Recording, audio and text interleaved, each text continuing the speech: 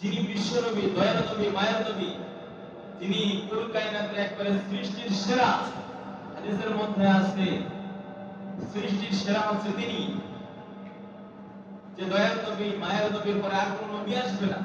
তো তিনার শ্রেষ্ঠ নবী, বিশ্ব নবী, তিনার জন্ম তারিখ নিয়ে মতবিরোধ, এটা কেমন একটা বিষয় না বলেন? তিনি এই প্রশ্ন আমাদের মধ্যে আসে কি আসে না বলেন? একটু প্রশ্ন জাগে কি জাগে না বলে? অবশ্যই অবশ্যই প্রশ্ন জাগে আমাদের, যে দয়ার নবী, বিশ্ব নবী মুহাম্মদুর রাসূলুল্লাহ সাল্লাল্লাহু আলাইহি ওয়াসাল্লাম, তিনার জন্ম তারিখ নিয়ে মতবিরোধ হবে, এটা কেমন কথা? আমার আপনার জন্ম তারিখ নিয়ে মতবিরোধ হতে পারে, আমি আপনি সাধারণ মানুষ, অন্য কোনো ব্যক্তি সাধারণ মানুষ, কিন্তু নবীর জন্ম তারিখ নিয়ে মতবিরোধ হবে, এটা কেমন হয়ে যায়?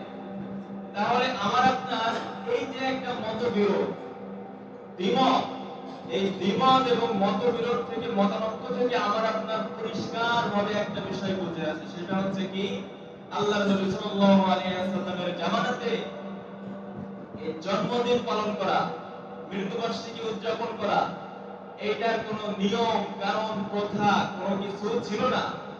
যদি থাকতো তাহলে অবশ্যই সাহাবা রাদিয়াল্লাহু তাআলা আনহুম আজমাইন তিনারা আল্লাহর নবী সাল্লাল্লাহু আলাইহি ওয়াসাল্লামের জন্ম তারিখটা অনেক সুন্দরভাবে সুরক্ষিত রাখতো, এবং আজ পর্যন্ত আমাদের কাছে সেটা সুরক্ষিত থাকতো। এমনকি আমরা প্রতি বছরে বার্ষিকভাবে আমি আপনি জন্মদিন এবং মৃত্যুবার্ষিকী উদযাপন করতে পারতাম। কথা বলেন ঠিক কি ঠিক না? বিষয়টা তো এমনই নাকি? আল্লাহর নবী সাল্লাল্লাহু আলাইহি ওয়াসাল্লামের কোনো নির্দেশ নাই, কোনো আদেশ নেই।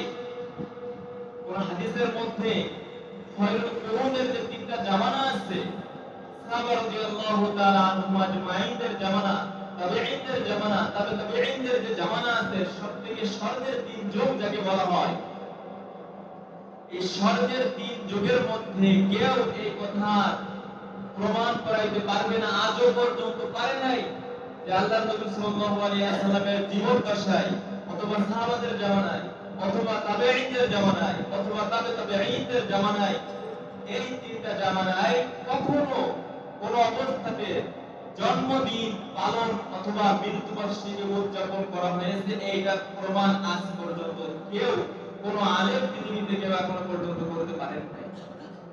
তার মানে বোঝা গেল, যদি জন্মদিন পালন করা এটা যদি হাদিসের মধ্যে থাকতো, কোন আদেশ থাকতো, কোন নির্দেশ থাকতো, মৃত্যুবার্ষিকী পালন করা যদি কোন আদেশ, কোন নির্দেশ থাকতো, তাহলে অবশ্যই সাহাবা রাদিয়াল্লাহু তাআলা আনহুম আজমাইন তিনারা সেটা করতেন। করতেন কি করতেন না বলেন ভাই? অবশ্যই করতেন। এবং আমরা আজ পর্যন্ত রাসূলের একেবারে সুনির্দিষ্ট জন্ম তারিখ এবং মৃত্যু তারিখ আমি আপনি জানতে পারতাম।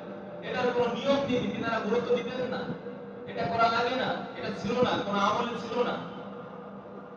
এবং যে জিনিসটা আল্লাহর নবী সাল্লাল্লাহু আলাইহি ওয়াসাল্লাম করেন নাই, সাহাবারা করেন নাই, আল্লাহর নবী সেটাকে করতে আদেশ দেন নাই, সেই জিনিসটা আমি আপনি যদি করে থাকি, সেটাই হবে ইসলামের ভিতরে একটা অতিরিক্ত একটা জিনিস, যেটাকে বলা হয় বিদআত। কি বলা হয় বলেন তিনি ভাই? বিদআত। বিদআত কাকে বলা হয়? বিদআত বলা হয় এমন কোন ইসলামের মধ্যে এমন কোন নিয়ম নীতি চালু করা, যে নিয়ম নীতিগুলো সাহাবাদের জামানাতে ছিল না, রাসূলের জামানাতে ছিল না, রাসূলের জীবদ্দশায় ছিল না, রাসূল সেটাকে আদেশ দেন নাই, এবং অথবা রাসূলের সামনে সেটা করা হয়েছে, সেটাকে আল্লাহর নবী সাল্লাল্লাহু আলাইহি ওয়াসাল্লাম সমর্থন করেন নাই। হ্যাঁ, এই তিন জামানাতে হয় নাই এমন কোন বিষয় আমি আপনি ইবাদত হিসেবে ইসলামের মধ্যে যদি আমি আপনি সেটাকে সংযুক্ত করে থাকি, সেটাকেই বলা হয় বিদআত। অতিরিক্ত যে জিনিসটা, সেটাকেই বলা হয় বিদআত। তাহলে আমি আপনি বুঝতে পারলাম যে এই যে জিনিসটা, যারা জন্মবার্ষিকী এবং মৃত্যুবার্ষিকী পালন আমি আপনি করে থাকি কি থাকি না বলেন দিন ভাই? কথা বলেন। আমি আপনি জন্ম তারিখ, জন্মদিন পালন করে কি করি না? বর্তমান ডিজিটাল যুগ, এই ডিজিটাল যুগে আমি আপনি, আমার আপনার সন্তানেরা যারা আছে, ছেলে সন্তান, মেয়ে সন্তান যারা আছে, তাদের প্রতি বছরে আমি আপনি বার্ষিকভাবে জন্মদিন পালন করে কি করি না বলেন দিনি? কথা বলে। কেক কাটে কি কাটি না? জন্মদিন পালন করি, কেক কাটি, বিভিন্ন মানুষকে দাওয়াত দিয়ে আয়োজন করা হয়, কত কিছু করা হয়। এবং আমি আপনি, আমার আপনার মৃত পিতামাতা এবং আত্মীয় মানুষজন যারা মারা গেছে এদেরকে কেন্দ্র করে প্রতি বছরে বার্ষিক ভাবে আমি আপনি মৃত্যু বার্ষিকী পালন করে কি করি না, কথা বলেন? 40 3 দিন 5 দিন 21 দিন এটা আমি আপনি করি কি করি না?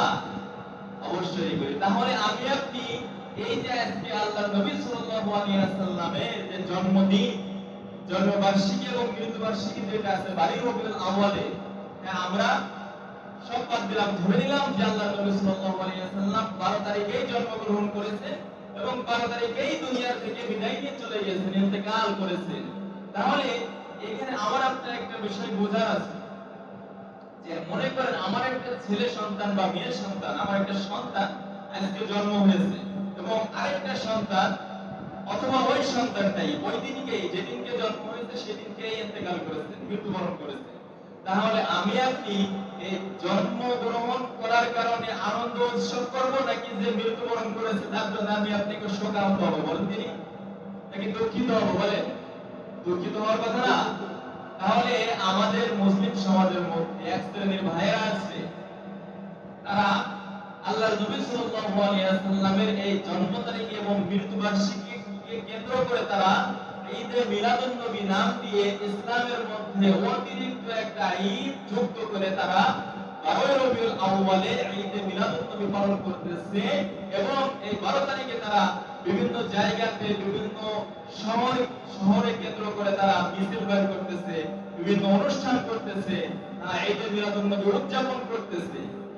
তাহলে এরা যারা করতেছে এটা কি ইসলামের ভিতরে বাড়াবাড়ি হয়ে যাইতেছে কি যাইতেছে না? বলেন ভাই, যাইতেছে না? অথচ আমি আপনি জানি যে ইসলামের ভিতরে আনন্দ উৎসবের দিন, ঈদের দিন দুইটা। কয়টা বলেন? দুইটা।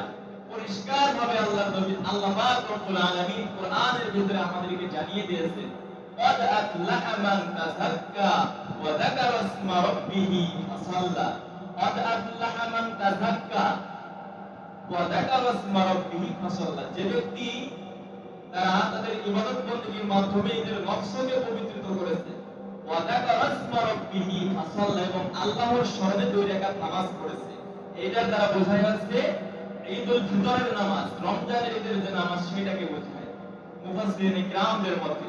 এবং সূরাতুল কাউসারের মধ্যে ফাসাল্লি লিরাব্বিকা ওয়ানহার বলতেছেন যে আল্লাহ পাক রব্বুল আলামিন আমাদের নবীকে লক্ষ্য করে বলতেছেন যে নবী আমি আপনাকে হাউজে কাউসার দান করেছি, ইন্না আতাইনাকাল কাউসার, আমি আপনাকে হাউজে কাউসার দান করেছি, ফাসাল্লি অতএব আপনি আপনার রবের উদ্দেশ্যে রবের জন্য নামাজ পড়েন, ওয়ানহার এবং কুরবানি করেন।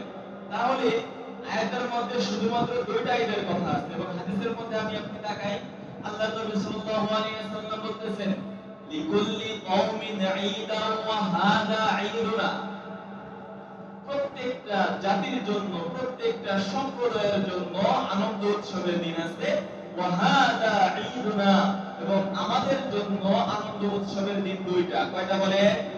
কথা বলেন, কয়টা? 2টা আনন্দ উৎসবের দিন। তাহলে আমরা এই আয়াত এবং হাদিস থেকে ঈদ 2টা না 3টা পালাম? বলেন দিদি ভাই, কয়টা পালাম বলেন? কথা বলে 2টা ঈদ পালাম।